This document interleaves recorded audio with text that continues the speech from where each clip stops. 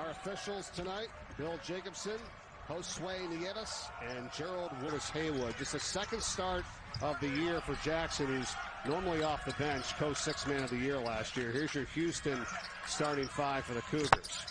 And Carlton hit possession. You have got to find a body and go pursue the basketball. They go for it there, and on the deck, it's Pritchard, and he gets it up the horn, and he ties it. How about the effort to go?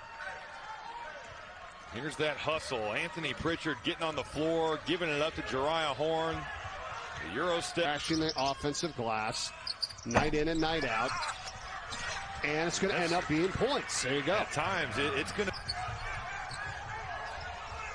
Carlton's 2 for 2 to get things started for Houston. White fires up a three, and he hits. Fabian White shot 5 threes last year. The skip pass gets in the ball in the corner. Zone late coming over. If you're Tulsa, you're going to be in your zone. You better know where Fabian White is at all times.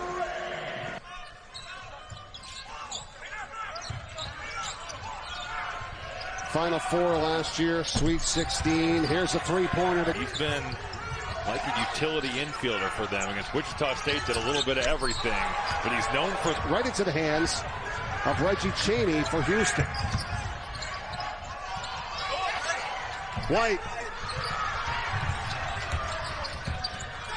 Moore back inside. Sam Griffin to get it going. Now 0 of 3 from the field was just 2 of 9 against Temple the other night. You're talking about the 6th leading scorer in the American Conference, and if he's not scoring the ball, it's going to be. They do 13 rebounds to 7 for Tulsa. You talked about the shooting. It's a 10-0 run for Houston. Tulsa's 2 of 12 from the field until that basket there. Pretty cool to see Jamal Shed, who, when you lose a game like that, emotions are running high. It's a tough deal, but goes out there. And against Baylor, that's pretty impressive. There's no doubt it was a fist fight. For Houston, Kyler Edwards has found his jumper. Yeah, what about what Edwards has done here tonight? It has been phenomenal. 9 points, 3 of 6 from three-point range. Drain trying to come back, and he does for against Temple, where he went 4 for 4 from 3. The skip pass is there, and Ladavius Drain knows what to do with it. And right back the other way, it's Jawan. Once again, Houston flying around. Idowu utilizing the shot fake, able to get it up to the basket, but because of the presence of those shot blockers, unable to get it to go. There's Edwards, working inside for Carlton. Edwards again, looking for his 4-3. He hits it, and he's fouled. Kyler Edwards, 12 points. A chance for a 4-point play as Houston goes back up double figures. Well, this is totally because of the fact that Josh Carlton is attracting so much attention. You see Darian Jackson, he's about to come post-trap, but Carlton kicks it right back out. Now Darian Jackson's late getting out. There's the contact fence. Not only are they physical and they pressure you, but they have been active at the basket. Horn at the top for 3. Let's win it. Right back up to the top for Edwards. He's got the hot hands. And terrific year. Passing the basketball, making plays for other people. His role has changed. Now he's scoring it more. You just wonder how much more attrition can Houston take. Their backcourt is awful thin. And a 3-point.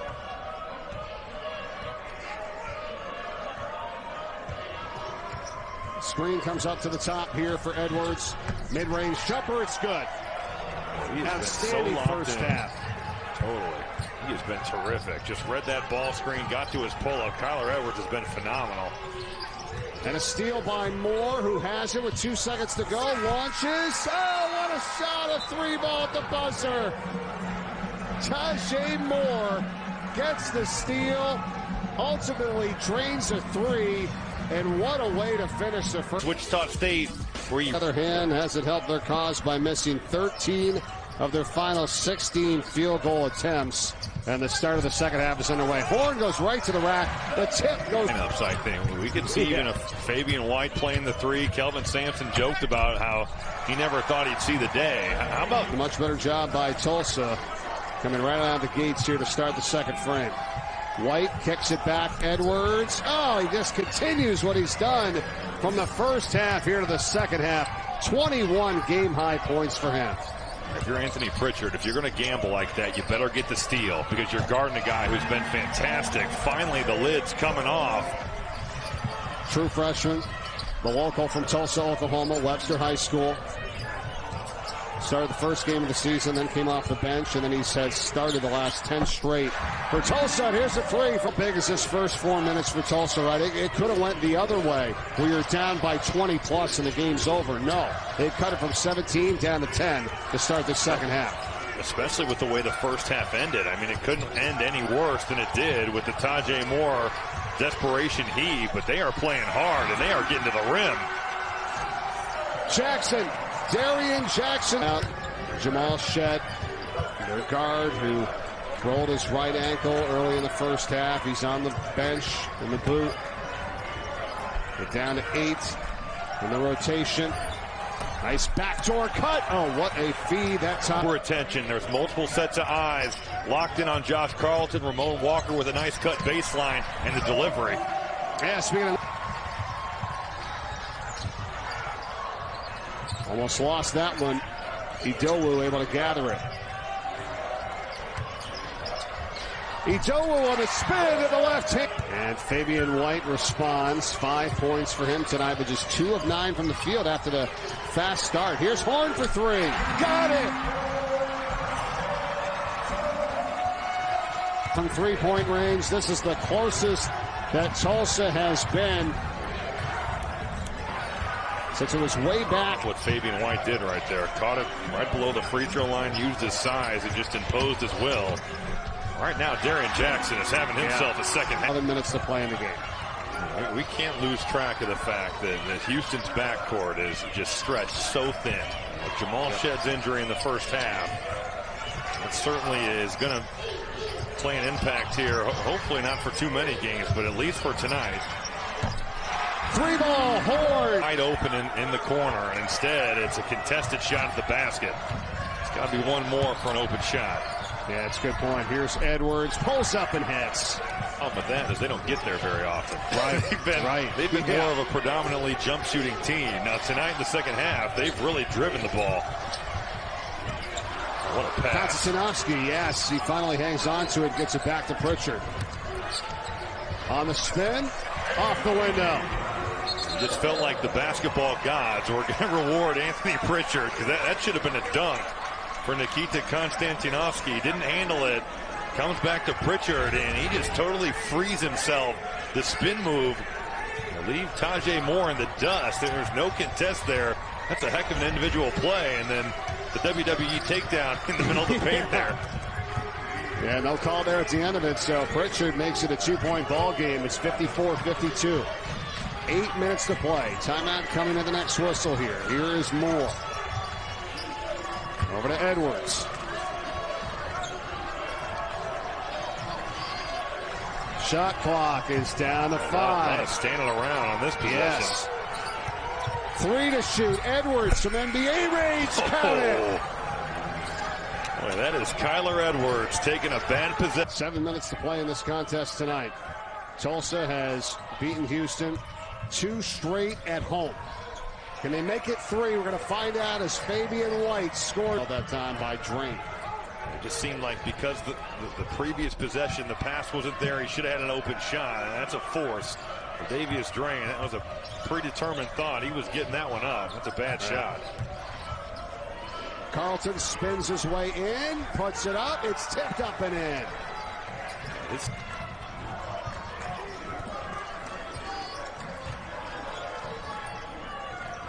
Carlton, double team comes down, they knock it away, gets it right back, and a follow is there from Moore. Would have been a heck of a play, but this is quite the play in itself. Here's the extra effort. Carlton keeping it alive. Tajay Moore just comes flying. Rebounds, full court, right? I mean, both ends. And if there's teams that play solid D that just get back all the time, no, they stay with it on the offensive end, and they still somehow are able to get back and play defense and not give up a lot of points night in and night out. Well, that's a great point, because a lot of good offensive rebounding teams are very bad at transition defense. And Juwan Roberts or Fabian White at the 3.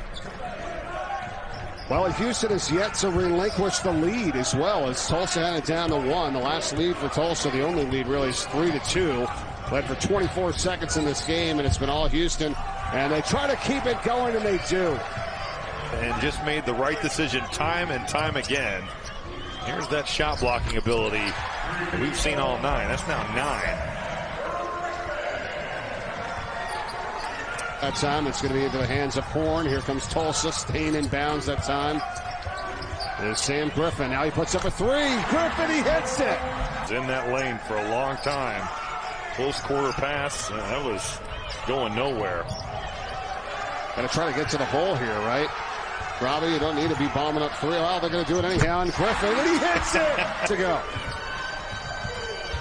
They get it in. Idowu back to Pritchard. 4 seconds left. Pritchard to the hole to tie it. No, it's knocked out of bounds. There is still time on the clock. And let's see. Hang on. The ball went out of bounds. Was looking right at the timer. It looked like there was at least tenths of seconds remaining. Tulsa Mike, possession. You could have a non-call, but it would be a jump ball. And in that case, it would be Houston. But they're going to say, I guess the initial call had to be for Tulsa. That's the only way I would think that you could make this call. 0.4 seconds to go. Pritchard gets it in. It's Griffin for the win or the tie, and it is no good off the side of the backboard. Would have been a 3, and that could have been a win for Tulsa at the buzzer.